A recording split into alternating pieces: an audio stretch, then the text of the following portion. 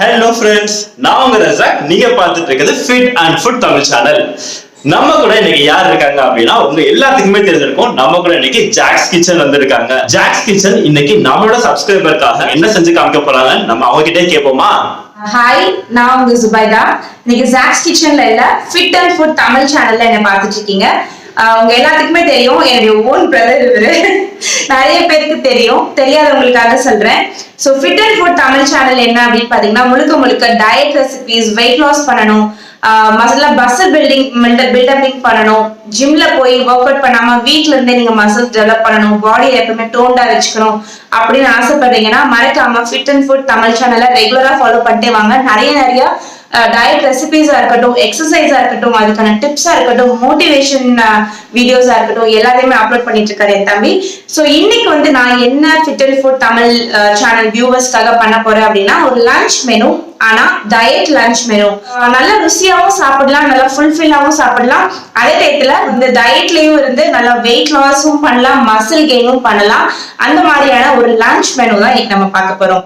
Diet lunch menu ரொம்ப டேஸ்டா பண்ணி காட்டுவாங்களா? அப்பனா என்னென்ன செஞ்சு காமிக்க போறீங்க? இந்த டயட் லஞ்ச் மெனுல என்னென்னலாம் இருக்க போகுது அப்படின்னு பாத்தீங்கன்னா, யூஸ்வலா நம்ம லஞ்ச்ல எப்பவுமே ரைஸ் எடுத்துக்குவோம். ஸோ நார்மல் ரைஸ் பதிலாக நான் வந்து ப்ரௌன் ரைஸை வந்து ரீப்ளேஸ் பண்ண போறேன். அதே மாதிரி ஒரு தால் பண்ண போறோம். தால்ல வந்து புரோட்டீன் இருக்கு, எல்லாத்துக்குமே தெரியும். வெயிட் லாஸ் அண்ட் மசில் கெய்னிங்க்கு வந்து புரோட்டீன் ரொம்பவே தேவை. கொஞ்சம் அதிகமா புரோட்டீன் வேணும் அப்படின்றதுக்காக வந்து நம்ம இதுல ஒரு சிக்கன், அதாவது இதை வந்து கிரில் சிக்கன், தவா கிரில் சிக்கன் சொல்லலாம், இதை வந்து கிரில் சிக்கன் வறுவல் அப்படின்னு சொல்லலாம். ஆனா நல்லா புளிப்பா டக்குன்னு ஒரு காரசாரமா அப்படியே ஒரு தாலோட அந்த ப்ரௌன் ரைஸோட சும்மா கபக்கு டேஸ்டியா இருக்க மாதிரி ஒரு சிக்கன் ரெசிபியும் பார்க்க போறோம். ஸோ இது வந்து ஒரு ஃபுல் மெனு. நீங்க இது லஞ்சுக்கு வந்து ப்ராப்பரா எடுத்துக்கலாம். ப்ரொபோசிஷன், அதாவது வெயிட் லாஸ்க்கு எவ்வளோ எடுக்கணும், மசில் கெய்னிங்க்கு எவ்வளோ எடுக்கணும் அப்படின்றது வந்து ரசாக் உங்களுக்கு வந்து வீடியோக்கு நடுவுலயே ஷேர் பண்ணுவாரு. அதுக்கு தகுந்த மாதிரி நீங்க வந்து உங்களுடைய ப்ரொபோசிஷன்ஸை மட்டும் மாத்திக்கோங்க. சார் கேட்கவே செம்மையா இருக்குல்ல? ப்ரௌன் ரைஸ், கிரில் சிக்கன், அதோட சேர்ந்து தால். இது அப்படியே சூப்பரான காம்பினேஷன் நம்ம லஞ்சுக்கு. நீங்க வெயிட் லாஸ் பண்ணாலும் சரி, இல்ல மசில் பில்டிங் பண்ணாலும் சரி, ப்ரௌன் ரைஸ்ல கரெக்டான காம்ப்ளெக்ஸ் கார்ப்ஸ் இருக்குது, ஃபைபர் இருக்குது. சிக்கன்ல கிரில் சிக்கன் பண்ண போறாங்க, அதுவும் ஆயில் இல்லாம ரொம்ப ஹெல்த்தியா பண்ண போறேன்னு சொல்லியிருக்காங்க. அப்பனா அது ஃபுல் அண்ட் ஃபுல் ப்ரோட்டீன் தான், ரைட்டா? இது அது போக நம்ம வந்து ப்ரௌன் ரைஸ்க்கு சேர்த்து சாப்பிட போறது வந்து தால். தால்லையும் ஃபுல்லா வந்து ப்ரோட்டீன் தான் இருக்க போகுது. அப்போ இது பெர்ஃபெக்டான வெயிட் லாஸ்க்கான ஒரு சூப்பரான லஞ்ச் மெனுனே சொல்லலாம். வாங்க நம்ம டிலே பண்ணாம நம்மளோட ஜாக்ஸ் கிச்சன் நம்ம சப்ஸ்கிரைபருக்காக எவ்வளவு டேஸ்டா பண்ணி காட்டுறாங்க அப்படின்னு சொல்லி பார்த்துட்டு வந்துடலாமா? இப்போ ஃபர்ஸ்ட் நம்ம வந்து ப்ரௌன் ரைஸை ஊற வச்சிடலாம். நான் வந்து ஒரு கிளாஸ் ப்ரௌன் ரைஸ் எடுத்திருக்கேன். அது கிட்டத்தட்ட ஒரு 150 கிராம் இருக்கும். நம்ம கடைகள்லாம் கேட்டோம்னா ப்ரௌன் ரைஸ் அப்படின்னு கேட்டால் நிறைய பேத்துக்கு வந்து ப்ரௌன் ரைஸ் வந்து தெரிய மாட்டேங்குது. இது நீங்கள் பார்த்தீங்கன்னா தெரியும், இது கோதுமை கலரில் இருக்கும். பார்க்கறதுக்கு கோதுமையிலேயே கொஞ்சம் ஒல்லியாக இருக்க மாதிரி இருக்கும். ஸோ இதான் வந்து ப்ரௌன் ரைஸ்.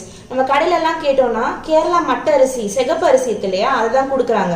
ஸோ அது வந்து ப்ரௌன் ரைஸ் கிடையாது. இப்போ அது ஃபஸ்ட்டு நம்ம தண்ணி ஊற்றி ஊற வச்சிடலாம். ஒரு 15 நிமிஷத்துலேருந்து 20 நிமிஷம் இந்த ப்ரௌன் ரைஸ் வந்து நல்லா ஊறணும். ஏன்னா நம்ம நார்மல் வெள்ளை அரிசியை கம்பேர் பண்ணும்போது ப்ரௌன் ரைஸ் வந்து குக்கிங் டைம் வந்து கொஞ்சம் ஜாஸ்தியாக இருக்கும். இப்போ அதை நல்லா வந்து ஊற வச்சு எடுத்துக்கலாம் ஒரு 20 நிமிஷத்துக்கு. இப்போ நல்லா ஊறிடுச்சு. 2 தண்ணிக்கு நல்லா கழுவி தண்ணி இல்லாமல் எடுத்து வச்சுருக்கேன். அதை வந்து குக்கரில் சேர்த்துடலாம். ப்ரௌன் ரைஸ் வந்து எப்பவுமே குக்கரில் செஞ்சது வந்து ரொம்ப ஈஸியாக இருக்கும். ஏன்னு பார்த்தீங்கன்னா இது வந்து வேகிறதுக்கு ரொம்ப டைம் எடுக்கும். எப்படி கேரளா மட்டரிசி வேகிறதுக்கு டைம் எடுக்கும்ல, அந்த மாதிரி ப்ரௌன் ரைஸ் வந்து வேகிறதுக்கு டைம் எடுக்கும். அதனால் குக்கரில் செஞ்சிங்கன்னா சட்டுன்னு செஞ்சிடலாம். நீங்கள் வடிக்கணும், வேக வைக்கணும்னா ரொம்ப டைம் எடுக்கும்.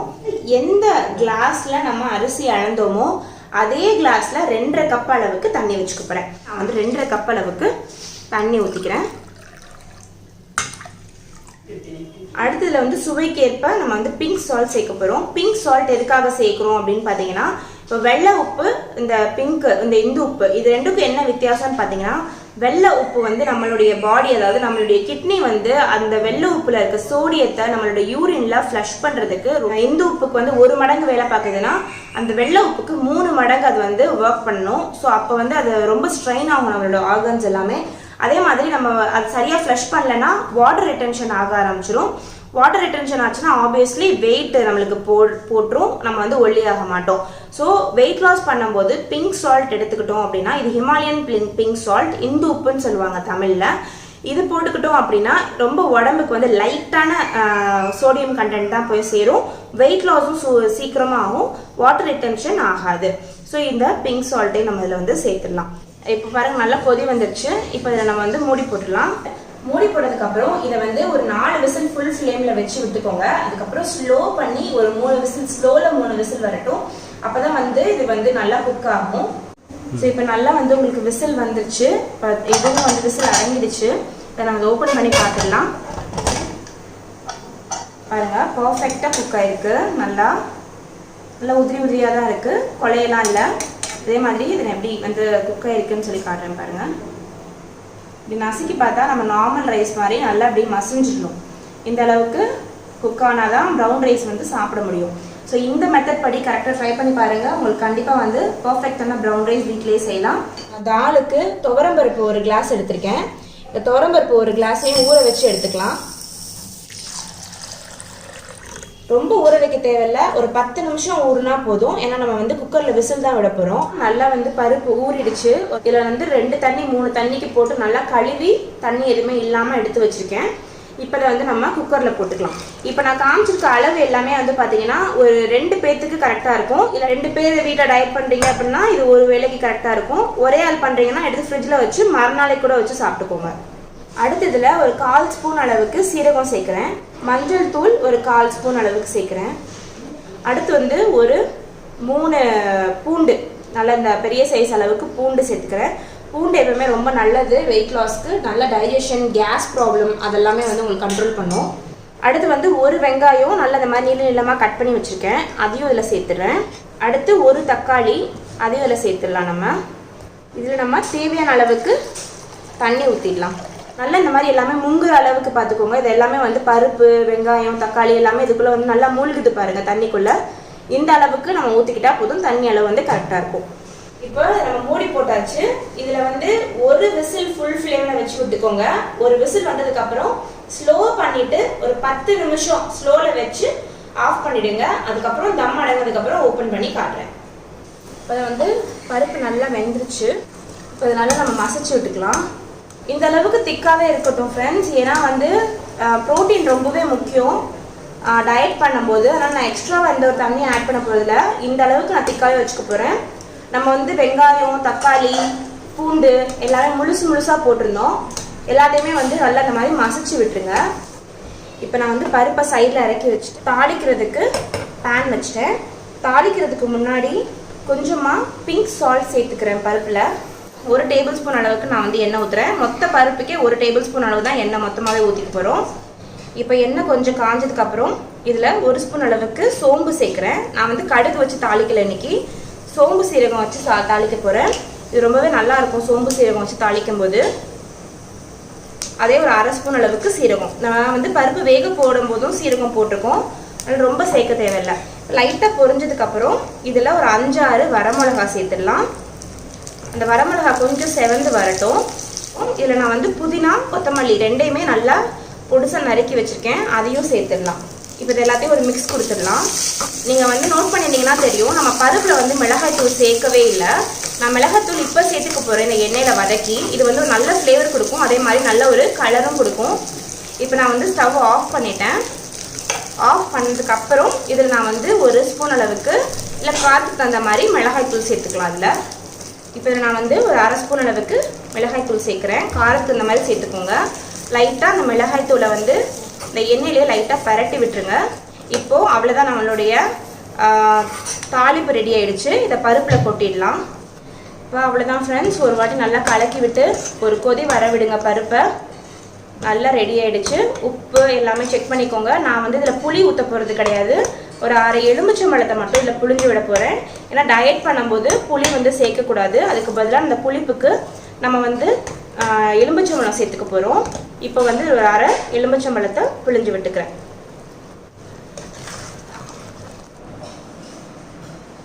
நம்ம கிரில் சிக்கன் பண்ணுறதுக்கு தவாவில் தான் பண்ண போகிறோம். அதுக்கு வந்து நான் 200 கிராம் அளவுக்கு சிக்கன் செஸ்ட் பீஸ் எடுத்து வச்சுருக்கேன், நெஞ்சு போர்ஷன். இப்போ இது வந்து இவ்வளோ பாருங்கள், நல்லா இவ்வளோ குண்டாக இருக்குது பாருங்கள். இவ்வளோ குண்டாக நீங்கள் சமைச்சிங்கன்னா உள்ளுக்குள்ளே சக்கையாக இருக்கும், சாப்பிட முடியாது. நம்ம டயட் பண்ணும்போது நம்மளுக்கு டேஸ்ட்டாக இருக்கணும். ஏன்னா ரொம்ப அந்த கிரேவிங் இருந்துகிட்டே இருந்துச்சுன்னா நம்மளால் வந்து வேறு நிறைய சாப்பிட ஆரம்பிச்சிடுவோம். ஸோ இந்த சிக்கனையே வந்து நல்லா டேஸ்டியாக ஜூஸியாக மாற்றுறதுக்கு ஒரு சின்ன ஸ்டெப் ஃபாலோ பண்ணலாம்.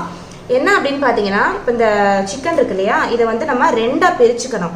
இந்த மாதிரி நடுவில் கட் பண்ணி லைட்டாக இப்போ இந்த இடத்துல கத்தி வந்துருச்சுன்னா இங்கே லைட்டாக அமுக்கிட்டு இந்த மாதிரி 2 ஃப்ளாட் பீசஸாக இப்படி நம்ம பிரித்து எடுத்துக்கிட்டோம்னா நல்லா ஒல்லி ஆகிடும். அப்படியும் நீங்கள் பார்த்தீங்கன்னா இந்த இடம்லாம் கொஞ்சம் நல்லா குண்டாக இருக்குது. ஸோ மசாலாஸ்லாம் நல்லா உள்ளே போகணும். ரொம்ப நேரம் மேரினேட் பண்ணுறதுக்கு டைம் தேவைப்படக்கூடாது. ஸோ டக்குன்னு நம்ம அதை செஞ்சிடணும் அப்படின்னா நம்ம வீட்டில் இந்த மாதிரி நம்ம இஞ்சி பூண்டெல்லாம் வந்து அடிக்கிறதுக்கு இந்த கல் வச்சுருப்போம் இல்லையா, இந்த கல் போதும். இதை வச்சு லைட்டாக அந்த மாதிரி தட்டி கொடுங்க.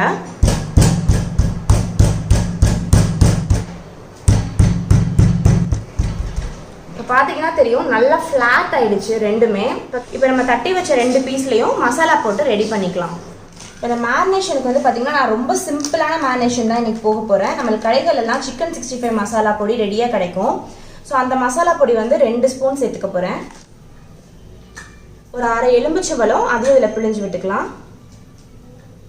அடுத்ததுல பிங்க் சால்ட் சேர்க்கிறேன், சுவைக்கு ஏற்ப சேர்த்துக்கலாம். அடுத்ததுல வந்து அரை ஸ்பூன் அளவுக்கு மஞ்சள் தூள். இப்போ அடுத்ததுல 1 டேபிள் ஸ்பூன் அளவுக்கு பூண்டு பேஸ்ட் சேர்க்கிறேன். அதாவது எல்லாத்தையும் வந்து மொத்தமாக சேர்த்து கலந்து விட்டுக்கலாம். தேவைப்பட்டா கொஞ்சமாக தண்ணி ஊற்றி ரொம்ப தண்ணியாக இல்லாமல் லைட்டாக கலந்துக்கோங்க.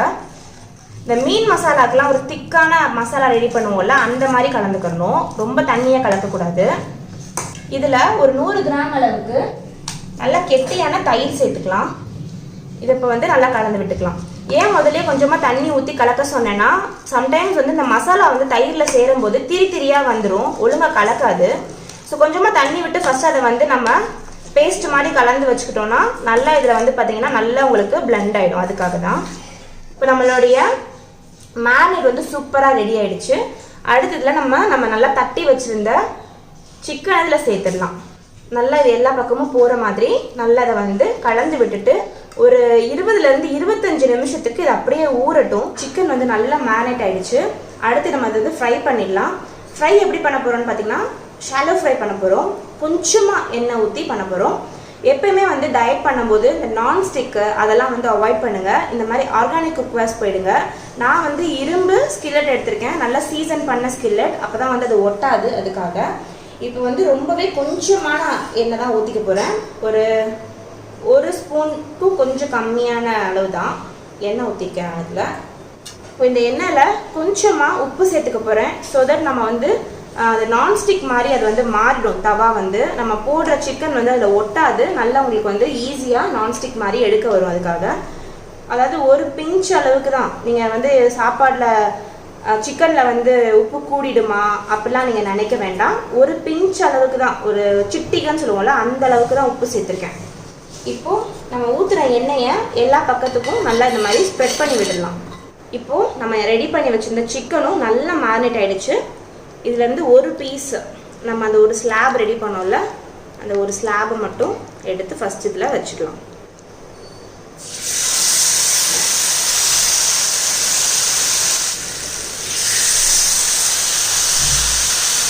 ஸோ இப்போ இது வந்து பார்த்திங்கன்னா நல்லா அந்த மசாலாஸ்லாம் அந்த பக்கம் ரோஸ்ட் ஆக ஆரம்பிச்சிருச்சு. ஒரு 2 நிமிஷத்துக்கு இதை வந்து மூடி போட்டு குக் பண்ணிக்கலாம். ஸோ சீக்கிரமாக குக் ஆகும். இப்போ நம்ம அடுத்த பக்கம் திருப்பி போட்டுடலாம். பாருங்கள், அந்த எண்ணெயில் வந்து உப்பு சேர்த்தனால நல்லா உங்களுக்கு ஒட்டாமல் வருது பாருங்கள். இது வந்து நம்ம தயிர் சேர்த்தனால அந்த தயிரில் இருக்க தண்ணியெல்லாம் வந்து விட்டுருக்கு. இதை எல்லாத்தையுமே வந்து நல்லா இதுக்கு மேலே எடுத்து விட்டுக்கலாம். அப்போ தான் வந்து நல்லா ஜூஸியாக இருக்கும். இந்த தண்ணியெல்லாம் திரும்ப இந்த கோழிக்கு மேலே எடுத்து விட்டுக்கோங்க. இந்த மாதிரி இந்த மசாலா வந்து அவ்வளோ டேஸ்ட்டாக இருக்கும் ஒரு பருப்போடு வச்சு சாப்பிடும்போது. இப்போ திரும்பவும் வந்து மூடி போட்டு அடுத்த பக்கம் குக் பண்ணி வச்சுக்கலாம். ஃப்ளேம் வந்து லோ டு மீடியம் வச்சுக்கோங்க. இப்போ வந்து பாருங்கள் நல்லா ட்ரை ஆகிடுச்சு. நம்ம எண்ணெய் கம்மியாக ஊற்றிருக்கனால அப்பப்போ கொஞ்சம் கொஞ்சம் தண்ணி தெளித்து விட்டுக்கணும். தெளித்து விட்டு பண்ணோன்னா தான் நம்ம சிக்கனும் நல்லா குக் ஆகும், அந்த மசாலாவும் வந்து அடி பிடிக்காமல் இருக்கும். இப்போ தண்ணியை நல்லா தெளித்து விட்டு திரும்பவும் இதை வந்து திருப்பி போட்டு குக் பண்ணி எடுத்துக்கலாம். அவ்வளோதான், கொஞ்ச நேரம் வெந்தால் போதும். ஆல்மோஸ்ட் 75% வந்து நல்லா வெந்துருச்சு. திரும்ப மூடி போட்டு இது வந்து குக் பண்ணி எடுத்துக்கலாம். இப்போ நம்ம ஓப்பன் பண்ணி பார்த்துடலாம். இப்போ சிக்கன் நல்லா வெந்துருச்சு, மசாலாலாம் நல்லா திக்காகிடுச்சு பாருங்கள். இப்போ இருக்கிற மசாலா எல்லாத்தையும் நம்ம இந்த சிக்கன் மேலே விடலாம். இது கொஞ்சம் நல்லா காரசாரமாகவே இருக்கும். நல்லா சுருக்குன்னு ஊறுகாய் மாதிரி சூப்பராக இருக்கும். இப்போ அவ்வளோதான் ஃப்ரெண்ட்ஸ். இதை வந்து நம்ம ரொம்ப கம்மியான எண்ணெயில் செஞ்சாச்சு. இதை நம்ம நல்லா மசாலாவை இப்படி கோட் பண்ணி விட்டு இதை நம்ம அப்படியே பிளேட்டில் எடுத்துடலாம். சூப்பர் யம்மி கிரில் சிக்கன் தவாவில் செமையாக ரெடி பண்ணிட்டோம். நம்மளோட தால் ரெடியாக இருக்குது, சிக்கன் ரெடியாக இருக்குது, நம்மளுடைய ப்ரௌன் ரைஸும் ரெடியாக இருக்குது. ஒரு சூப்பரான பர்ஃபெக்டான லன்ச், டயட் லன்ச் நம்ம ரெடி பண்ணிட்டோம். நீங்கள் வெயிட் லாஸ்க்காக இருக்கீங்கன்னா இதுக்கு மேலே ரைஸ் எடுக்காதீங்க. இது வந்து அப்ராக்சிமேட்லி ஒரு 100 grams குக்டு ரைஸ் இருக்கும். இதுக்கு மேலே ரைஸ் எடுக்காதீங்க. ஸோ இந்த ப்ரொபோர்ஷன் வந்து உங்களுக்கு கரெக்டாக இருக்கும். இதே நீங்கள் வந்து மசில் பில்டப்பிங்காக எடுக்கிறீங்க அப்படின்னா இந்த குவான்டிட்டியை மட்டும் நீங்கள் 2ஆக மாற்றிக்கோங்க. தாலையும் 2 குவான்டிட்டியாக மாற்றிக்கோங்க. சிக்கன் இந்த அளவுக்கு போதும். இப்போ நம்மளுடைய lunch menu, diet lunch menu ready பண்ணிட்டோம். ஸோ இப்போ நான் வந்து ரஸா கிட்ட கொடுக்க போகிறேன். Fit and food Tamil channel Raza கிட்ட கொடுக்க போகிறேன். அவளை சாப்பிட்டு பார்த்துட்டு எப்படி இருக்கு அப்படின்றத சொல்லட்டும். சாப்பிட்டு பாருங்க.